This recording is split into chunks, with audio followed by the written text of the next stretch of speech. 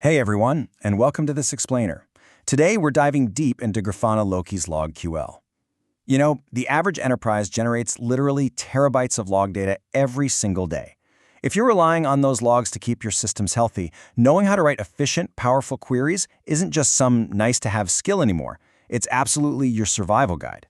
So, we are going to build a visual cheat sheet together, giving you the exact query patterns you need to navigate your telemetry data with total confidence.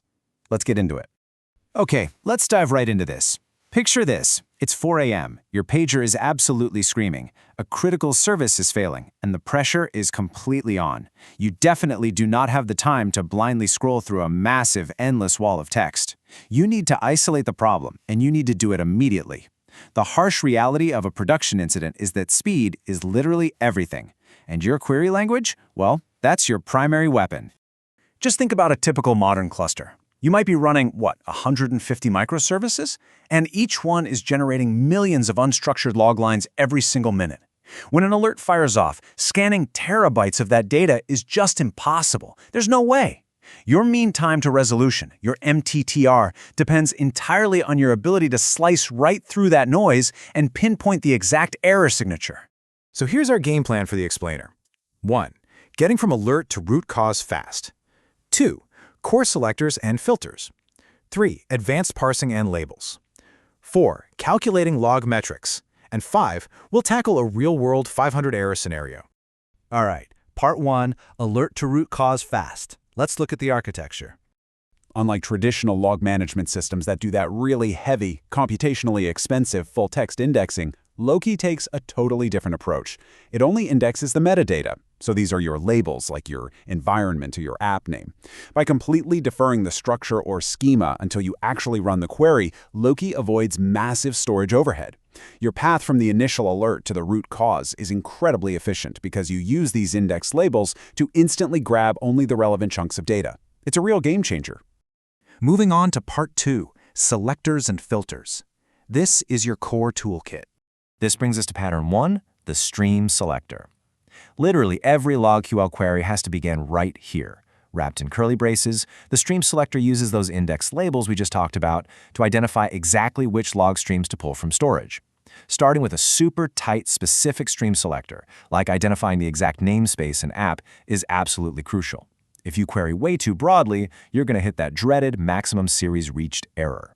Always filter down your streams first. Inside those curly braces, you've got 4 core operators to play with. Exact equality, not equal, rejects match, and rejects not match. Now, one really critical detail to remember here. When you use regular expressions inside a stream selector, the match absolutely must be fully anchored.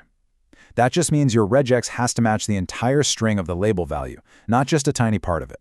And this, right here, brilliantly illustrates the absolute perfect sequence for your query pipeline.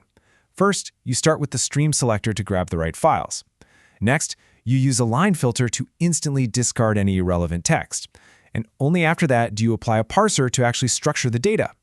Filtering out the absolute garbage before you do expensive JSON or log format parsing, that is the secret sauce for blazing fast queries. Let's zoom in on that second step with pattern 2, line filters. Once you have your stream, you use a pipe symbol to search the content itself. Think of this like a blazing fast distributed parallel grip. You can use pipe equals to find lines containing a specific string, like error, or pipe bang equals to throw out lines containing noise, like debug. It's a remarkably simple, incredibly fast way to chuck out irrelevant lines before any of the heavy lifting actually happens. But what about more complex, variable error signatures? Well, that's where we use pattern 3, regex filters. By using pipe tilde, you can search for complex patterns. For example, the question mark and I inside the parentheses tell Loki to make the search case insensitive. So whether the log says timeout with a capital T, all caps timeout, or all lowercase timeout, this filter catches it perfectly every time. And here's the cool part. Unlike stream selectors, regex inline filters does not need to be fully anchored. This gives you incredible flexibility to just match exactly the tiny substring you actually care about. All right, part 3, advanced parsing and labels. Let's extract some structured data. We're actually going to jump to pattern 5 first because honestly, it unlocks the whole shebang. If your application logs in JSON, simply adding pipe JSON to your query automatically takes all those raw, unstructured JSON payloads and extracts the top-level fields right into LogQL labels. It seamlessly turns a massive block of text into powerful, structured key-value pairs that we can then start performing real logic on. And that logic brings us right back to pattern 4, label filters. Because we just magically extracted our JSON fields into labels, we can now apply mathematical operators to them. So for instance, we can filter for logs where the newly extracted status code is greater than or equal to 500, and the duration is greater than 500 milliseconds. Think about that. We've gone from just dumbly searching for words to querying actual specific application behavior. Next up, part 4, calculating metrics. Time to turn those logs into time series data. Now, what's really interesting about this concept is how it visualizes pattern 6, the rate function. By just wrapping our log query in the rate function and giving it a time block, like say 5 minutes, Loki calculates the per-second frequency of those specific log lines. Suddenly, you can instantly see that the payment service is throwing 120 errors per second. We just transformed raw log text into a highly actionable visual metric that you can plug right into your alerting or your dashboards. Building right on top of that, pattern 7 uses the top K function. Look, when a service is degrading, you need to know exactly which instances are the ones failing.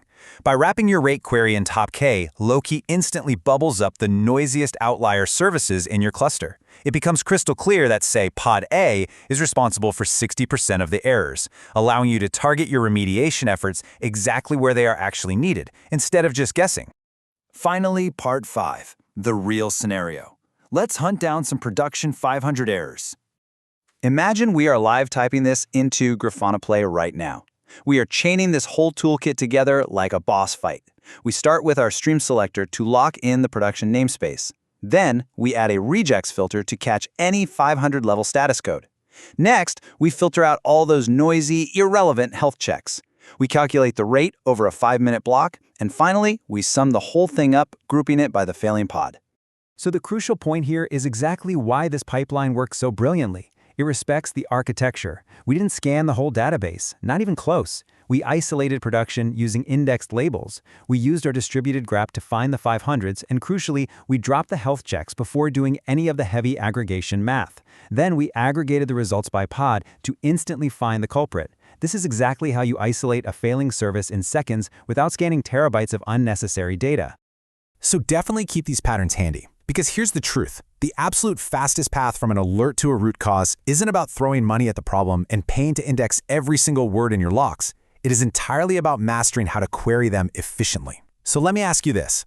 The next time your pager goes off at 4 a.m., are you going to be drowning in a sea of unstructured text? Or will you use LogQL to slice through the noise in seconds? Thanks so much for joining me on this explainer, and happy querying.